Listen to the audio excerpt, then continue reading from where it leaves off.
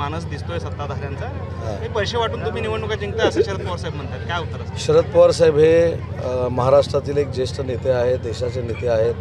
त्यांनी कशा संदर्भात हा उल्लेख केलेला आहे हे पहिलं तपासावं लागेल. कुठच्या गोष्टीवर ते बोलले ते बोलावं लागेल आणि त्याच्यानंतरच अशा मोठ्या नेत्याच्या वक्तव्यावर वक्तव्य करणं योग्य ठरेल. कुर्डुवाडीमध्ये शिंदे सेना आणि शरद पवारांच्या राष्ट्रवादीनं युती केलेली आहे. त्यांचे प्रदेशाध्यक्ष शशिकांत शिंदेंनी असं म्हटलंय की भविष्यातली ही सुरुवात आहे. भविष्यामध्ये शिंदे सेना आणि शरद पवारांची राष्ट्रवादी ही एकत्र येईल, याची सुरुवात कुर्डुवाडी शिंदेनं चांगलं म्हटलंय, याच्यात मी समाधानी आहे.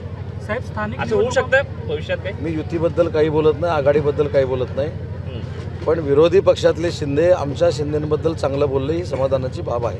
स्थानिक निवडणुकांबाबत सुप्रीम कोर्टाचा निकाल आलाय, कोणत्याही निवडणुका वेळेत काय प्रतिक्रिया? सुप्रीम कोर्टानं जो निकाल दिला आहे मी ऐकलेला नाही पण मी वाचला आहे, त्याच्यामध्ये कुठेही निवडणुकीला बंधन घातलेलं नाही आहे. निवडणुका आयोग आणि राज्य सरकारनं जाहीर कराव्यात असं काहीतरी त्यांच्या निकालामध्ये म्हटलेलं आहे.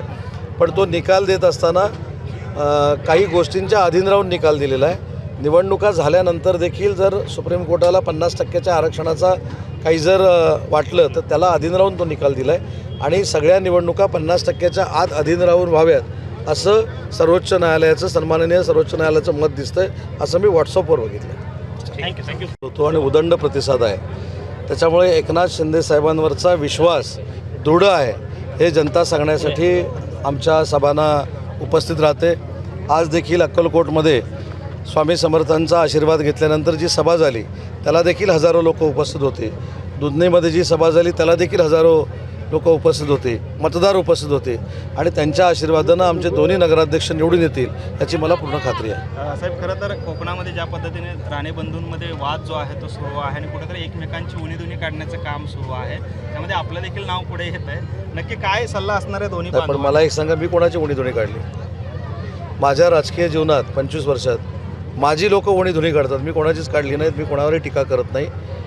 सिंधुदुर्गामध्ये मैत्रीपूर्ण लढत चालू झालेली आहे आणि त्या मैत्रीपूर्ण लढतीमध्ये काही मागं पुढं जर झालं असेल तर नक्की निवडणुकीनंतर त्याच्यामध्ये सगळी व्यवस्थित गोष्टी घडतील.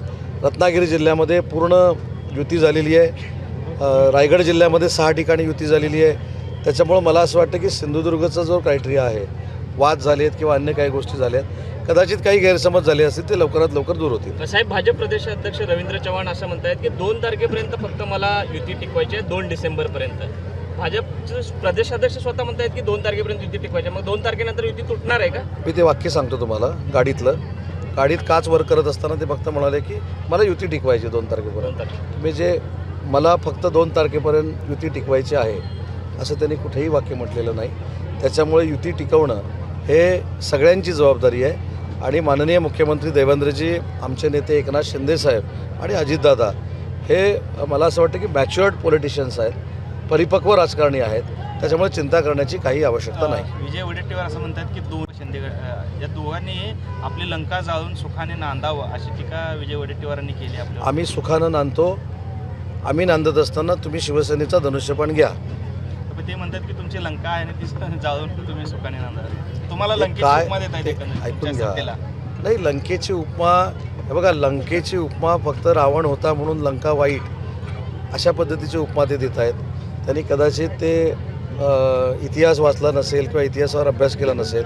वडेट्टीवार साहेबांना माझा सल्ला आहे, काँग्रेसमध्ये काहीच शिल्लक राहिलेलं नाही. त्यांना मान सन्मान आम्ही शिवसेनेमध्ये देतो. विदर्भामधलं ते चांगलं एक नेतृत्व आहे. त्यांनी खांद्याला धनुष्यबाण लावावा ही माझी या निवडणुकीच्या निमित्तानं विनंती एवढ्यासाठीच करतोय. त्याला कारण आहे, माझ्या बाजूला सिद्धराम म्हेत्रे साहेब आहेत जे 60 वर्ष त्यांच्या अगोदरपासून काँग्रेसमध्ये होते आणि ज्यावेळी त्यांना राजकारणापासून अलिप्त व्हावं असं वाटायला लागलं त्यावेळी त्यांना एकच आशेचा किरण दिसला, ते म्हणजे एकनाथ शिंदे साहेब.